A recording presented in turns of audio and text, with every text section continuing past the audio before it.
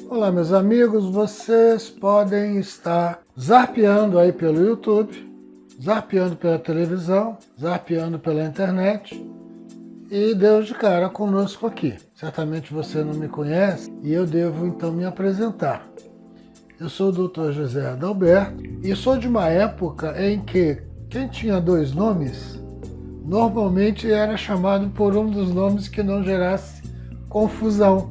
Então o José foi esquecido e a maioria das pessoas me conhece como Adalberto. Sou médico de formação, cirurgião oncológico há 46 anos.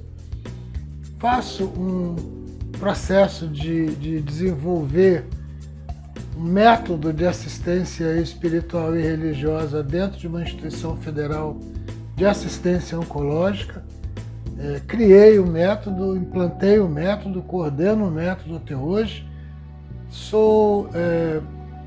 Tenho uma graduação em educação, tenho especialização em administração, MBA em administração e saúde e especialista em ciências da religião, mas isso é só para a gente ter uma ideia com quem nós estamos conversando. Depois vocês se apresentam aí nos comentários para a gente saber com quem eu estou falando.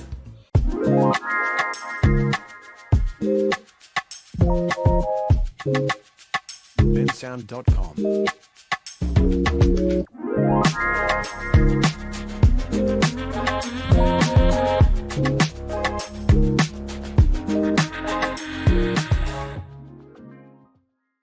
A ideia, já que você parou aqui, é de convidar você a ficar um pouco mais para que a gente possa, após essa apresentação breve, estabelecer uma comunicação com algumas finalidades. Como médico, eu não posso deixar de estar falando de saúde, não é? Porém, nessa experiência de 46 anos de profissão, posso dizer para vocês que muitas coisas mudaram ao longo do tempo. Muitas coisas. Muitas coisas me tornaram diferente daquele profissional que se graduou lá em 1978. E aí a questão é, você estaria interessado em saber que coisas são essas? Estaria interessado em entender um pouco do que aconteceu em termos de mudança? Porque todos nós precisamos de cuidar da nossa saúde, todos nós precisamos fazer um encontro com médicos e todos nós precisamos de rede de suporte. Então, em cima dessas questões, eu estou convidando vocês para ficar comigo até o final desse nosso encontro. E nós vamos ter encontros semanais falando sobre assuntos que remetem à saúde, que remetem à espiritualidade, a crenças, a religiosidade, a acolhimento, formas de acolhimento, cuidados com a pessoa que está no momento de fragilidade, de adoecimento e de comportamento. Comportamento que é um negócio importante, porque muitas vezes nem o profissional de saúde, nem o próprio necessitado de atendimento, a pessoa adoecida, tem noção das dificuldades que envolvem essas relações. É uma situação bastante complexa e eu estou hoje tentando estabelecer uma nova forma de comunicação. Não quero sentar para essa nossa conversa, fazendo uma transmissão de conhecimento sobre a doença tal. Podemos falar sobre isso, se em algum momento isso se tornar importante, vocês colocarem nos comentários. Aliás, comentem, compartilhem. Se gostarem da nossa conversa, do tom da nossa conversa, do conteúdo da nossa conversa, faz um like aí, que é importante para a gente. E ao se inscrever, aqui embaixo, você também pode ativar o sininho para que a gente possa continuar tendo um apoio da distribuição das nossas conversas. Mas, passado esse processo, uma das primeiras coisas que eu quero chamar a atenção é sobre a ideia de assistência multirreligiosa ou interreligiosa dentro de uma unidade hospitalar. Eu disse para vocês que tem muitas coisas que envolvem o processo do adoecimento, do atendimento. Uma dessas coisas é a rede de apoio. E nós não estamos falando sobre uma determinada religião. Não, nós estamos falando sobre a interreligiosidade. E nós temos já 18 anos sendo completados de assistência nesse tipo de trabalho em uma instituição pública federal, como eu disse, que nos deu um conhecimento, uma informação e nos levou a levantar pesquisas, gerando inclusive a publicação de um livro, onde nós falamos sobre a convergência da assistência multirreligiosa em ambiente hospitalar. Nesse caso, nós estaremos falando dessa convergência no ambiente hospitalar oncológico. Porém, acontece em qualquer tipo de unidade de saúde. Esse tipo de assistência, esse tipo de suporte pode acontecer em algum lugar onde exista uma equipe de atendimento e uma pessoa ou uma família necessitada do atendimento. É importante chamar a atenção que, apesar de ser uma garantia legal, nós temos uma lei federal que garante assistência religiosa às pessoas internadas em ambientes coletivos. E quando a gente fala ambientes coletivos, não estamos falando apenas de hospital, nós estamos falando de qualquer lugar, até de uma casa de repouso de idosos, ou mesmo de um orfanato, ou de uma prisão, ou de uma escola de internação. Onde tiver ambientes coletivos, a assistência religiosa é garantida por lei. Mas o que nós estamos querendo chamar a atenção aqui não é falar sobre religião. Eu não sou pastor, eu não sou padre, nem quero entrar nessa seara, porque não é o meu caminho. Mas de dizer o seguinte: temos evidências científicas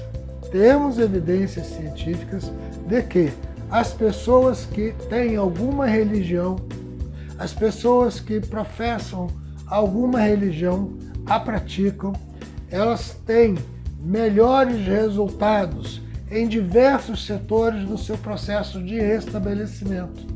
Não só na diminuição de analgesia, como também na redução do período de internação, uma aceitação muito mais serena em situações de doenças avançadas. Mas a grande preocupação desse nosso primeiro momento é dizer o seguinte: mas se houver uma assistência religiosa, vai haver briga. Por que vai haver briga?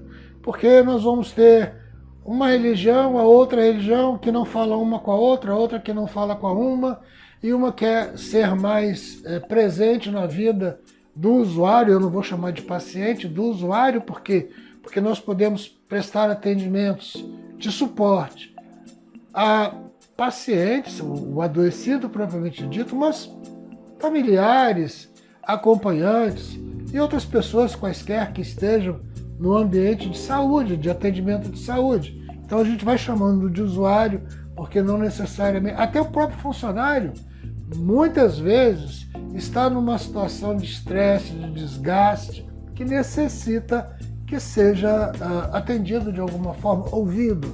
Nós falamos de existir uma escuta qualificada. Nós vamos falar sobre tudo isso com muito mais detalhe, porém, focando na questão da multirreligiosidade, e aí nós escrevemos sobre isso, atendendo a quesitos de natureza científica para poder dar uma resposta inicial a essa questão, e encontramos como resultado da nossa pesquisa que há mais convergências entre a convivência multirreligiosa em ambiente hospitalar do que divergências. Na verdade, o que nós observamos nessas convergências da assistência multirreligiosa em ambiente hospitalar foi que as pessoas que lá atuam como voluntários desconhecem umas às outras. Elas não têm noção do que é a natureza de uma determinada religião, do que ela faz, do que ela deixa de fazer, quais são os princípios daquela outra religião que não é a sua. Há muita gente que a gente pode chamar de peregrina, né? Peregrino é aquele indivíduo que foi criado numa determinada religião e está buscando outras maneiras de expressar sua forma de crença, né? E aí, chega em um determinado momento, ele encontra uma determinada forma de resposta interior, e essa resposta interior nós chamamos de o convertido. Então nós temos o peregrino, que é aquele que está buscando relações de intimidade interna com aquilo que nós podemos chamar de transcendente, e as pessoas podem chamar de Deus ou dar o nome que quiser a essa forma de divindade. E quando ele encontra essa sintonia, ele chama isso de o seu Deus, e nós dizemos, opa, ele saiu da fase de busca, de procura e passou a ser convertido. O processo dessa conversão normalmente se dá em momentos de alta dificuldade de cada um. Ou seja, pessoas que estão passando por apertos grandes de saúde, de dificuldades da vida ou grandes perdas.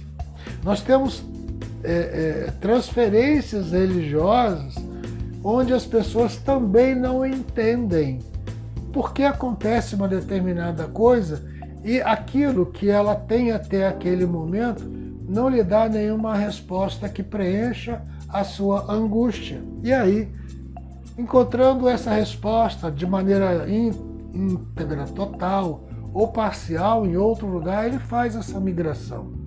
Então, do peregrino para o convertido, há um passo normalmente de necessidade.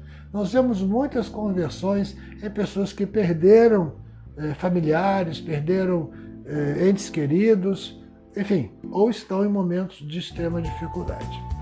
Muitos desses processos fazem com que esse convertido, que não é um indivíduo condenado àquela conversão, porque a conversão ela precisa ser entendida, trabalhada e ter um componente talvez equilibrado entre a fé e a razão. Quando você mistura essas duas coisas, normalmente a coisa funciona. E aí chama atenção para que essa situação de convergência que nós pesquisamos e chamamos para a colocação de gráficos, de trabalho como se deve fazer do ponto de vista mais científico, mais tradicional possível, colocamos dentro do livro para que isso se aprofunde e dizendo para vocês, olha, sigam com a gente, venham com a gente que nós vamos provar por A mais B, C e D que nós temos muito mais coisas em comum do que nos separem.